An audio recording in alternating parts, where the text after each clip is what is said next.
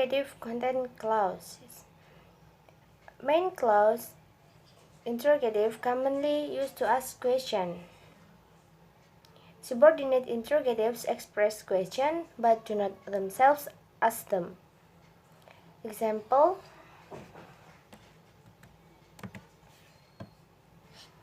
I know where he is. The original form is where is he? Number 2, I told her what it was. The original form is what was it?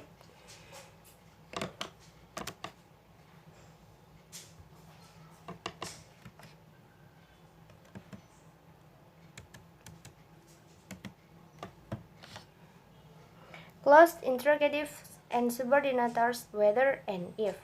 We know that the closed interrogative is an interrogative sentence can be answered yes or no. Whereas main clause closed interrogatives are marked by subject auxiliary inversion. Their subordinate counterparts are normally introduced by one of interrogative subordinators whether and if. Example: Are you playing football this morning? The subordinate is I'm unsure whether he played football this morning. Number 2, will you join the meeting? The subordinate is he asked me if I join the meeting. Interrogative as complement. Well, for the first is open interrogative. We know the open interrogative. Why it is called open interrogative? Because it has an open-ended set of possible answers. Meanwhile, we know that closed interrogative only has an answer like yes or no or I think no. But if in open interrogative we have any other possible of answers. We know that open interrogative characteristically introduced by interrogative clause interrogative phrase consisting of question word like who, what, where, and etc. And actually there are two kinds of open interrogative. For the first is main clause and the second is subordinate clause. In main clause, let's take an example. In this presentation slide we have one example like why is he unhappy. In this example, the word why as interrogative phrase has its initial position and its placement in this position trigger into inversion. I mean like subject auxiliary inversion when it change into declarative. So when if this example change into declarative, it becomes he is unhappy. Well, if we looking at in the Handelston book, we know we have other example. The first is which candidate spoke first. When we know that main clause, if the interrogative phrase a subject, it occupies actually there is interrogative which occupies a subject, and this example occupies a subject. The word which is occupies a subject. And the second example is why did she resign?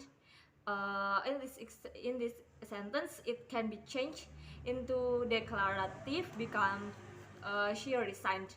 Why the word did is being omitted because it is simple past. So when it become the declarative, it is no it only just consists of subject and verb too. And next, I would like to talk about subordinate clause. This subordinate clause, the interrogative has initial and no inversion existed. I mean, for example, in this presentation slide, we have in example, I cannot say why he was unhappy. This sentence is it cannot be changed or cannot be turned, cannot cannot be switched from the, for example like he was unhappy. I cannot say it cannot be changed as like that. And next I would like to talk about interrogative as complement. Interrogative actually can be functioned as complement. Let's take an example.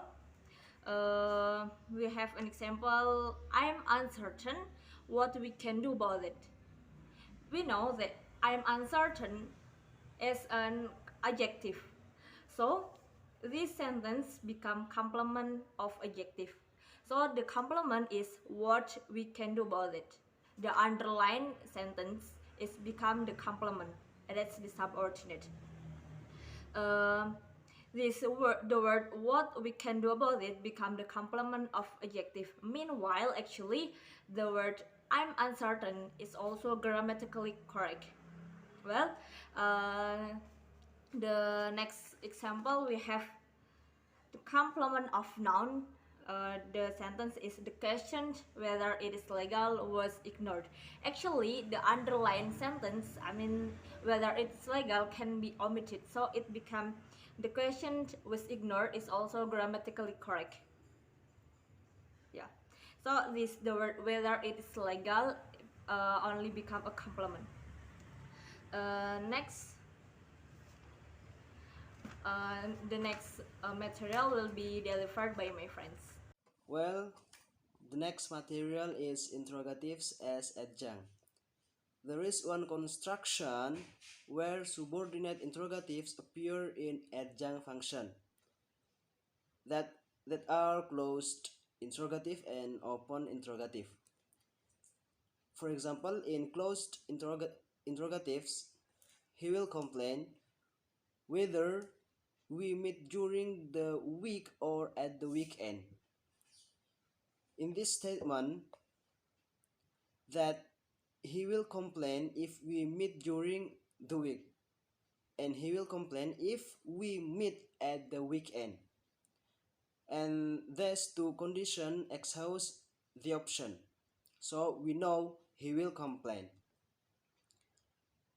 And in open interrogatives, he will complain whatever you ask him to do.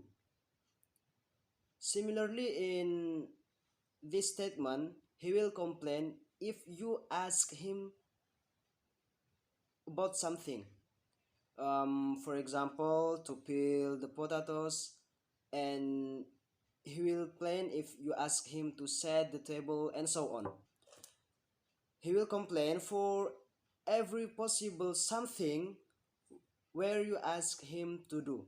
So again, it follows that he will complain.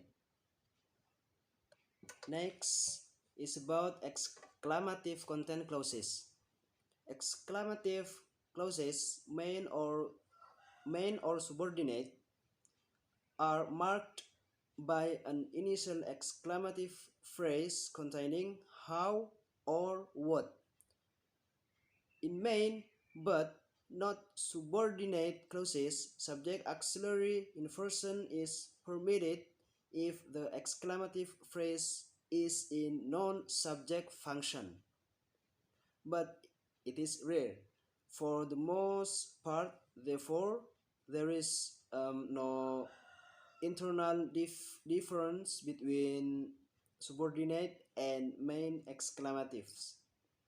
I will compare so you can understand about this material. Main, how very kind you are. Subordinate, I told them how very kind you are.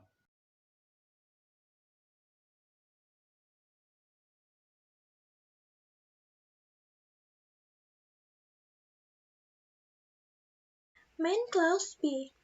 What assembles it was. Subordinate clause B. I remember what assembles it was. And then exclamative as complement. Exclamative content clause function exclusively as complements. They occur with much the same range of complements function as other content clause, though they are licensed by a far smaller set of lexemes. For examples, A. Subject. What a bird kind it was hadn't yet struck me.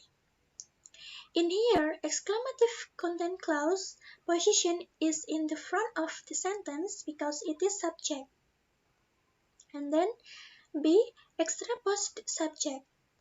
It is incredible how much he wants to charge.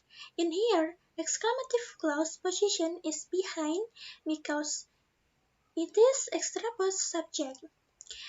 As you know, extraposition is a construction in which a clause that acts as subject is moved at the behind of the sentence and it is replaced by a dummy it in the initial position.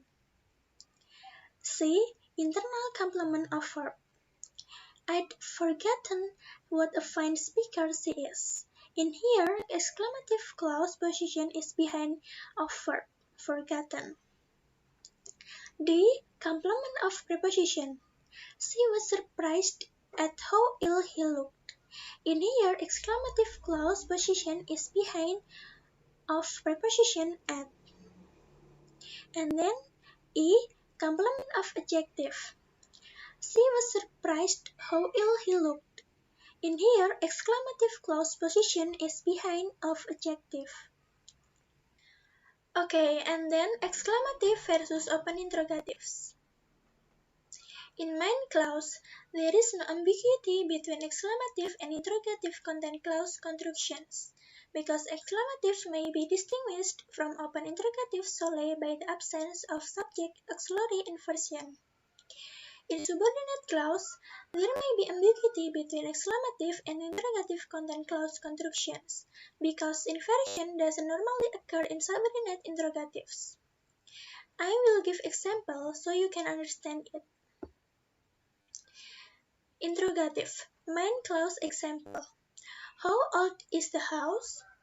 Subordinate content clause. John asked how old the house was. In the sentence, John may or may not have thought it was old.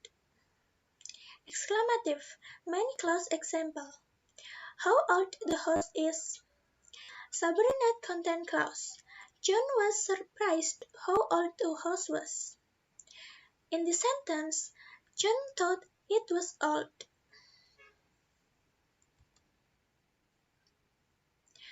Okay, maybe that is enough for a presentation from our group. You can ask if you have any question. Thank you. Wassalamualaikum warahmatullahi wabarakatuh.